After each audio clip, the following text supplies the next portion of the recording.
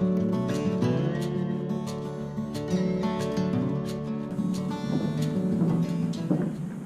everybody, welcome to day number 4 of the Barnhouse renovation. We're up here in the loft. You were just looking at one of our windows here, one of our original windows, which is up there. We get a lot of sunlight that kind of shines through it. It's a bit warmer today than we've had in the last couple of days, which is really nice, hence why I can be out here in short sleeves.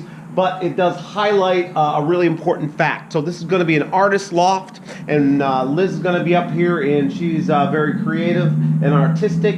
And the one thing that she said that she needed was light. And so after we had it all boxed in and framed in, she said, you've made a cave. And she didn't want to be working in a cave. And so we quickly did some on-the-fly rethinking about things on how to really get it so it wasn't so cave-like. The very first thing we did up there, which is on the top, that sort of like upper, well, calling that a loft, and that's going to be storage, but instead of the roof going all the way across into the peak over there, we went straight up, put in a knee wall, and we got ourselves another window, so that now we have that other window on the other side, and we're going to have some light come through, and we're going to have this lofted section right here, so it's not going to make it feel so enclosed. The other thing we did was we went back to the overstock supply, and we got ourselves another window. We got ourselves a window for the back side here. We got our windows in over here. So this is really going to be kind of an open and a light space. It's not going to have that very cave-like feel,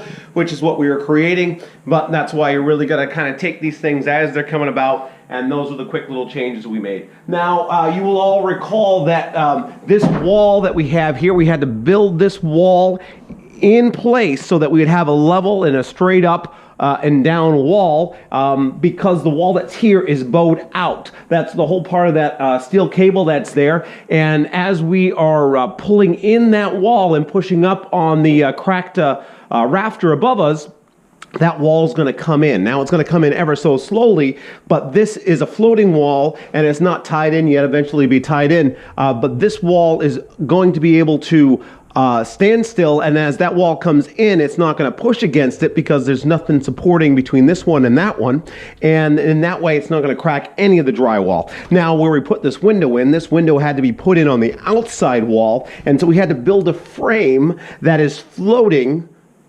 against the wall that's outside. So we're going to have what a 3/4 inch board that trims in here, and it's going to be connected to the frame but not to the outside wall, so that as this gets pulled in, and you can kind of see it here, this is going to shift and it's going to allow it to come in without pushing on this wall and then cracking the drywall. So that's taken a lot of thought and really getting that laid out, and we've got our strings in place, and we've been working with our level the whole way, and what we've managed to complete and get this whole wall straight so that when we do end up insulating and then eventually drywalling it, it's going to look you know, straight as an arrow.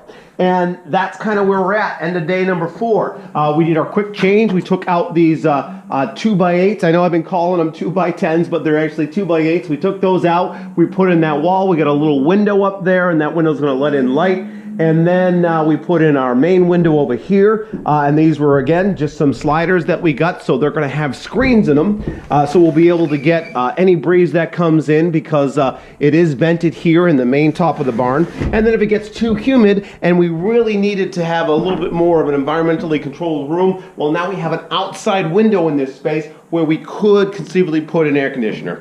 So that's it, end of day number 4. A little bit of rethinking, a little bit of redesigning, but otherwise we're moving ahead great. I think we're going to be able to really kind of finish off this framing in the next day, and then get to insulating, because once the insulation is done, then we can put the drywall up, and then once we have this really kind of enclosed envelope here, well, we're going to be able to keep this heated, and it's going to be a lot more tolerable out there, because we're not done with winter yet. It's still going strong, and even though it's really mild today, we're going to be expecting some cold weather before spring comes. So thanks for checking it out. Check back with me on day number 5 as we well, hopefully get all the framing done, and yeah, we'll see you then.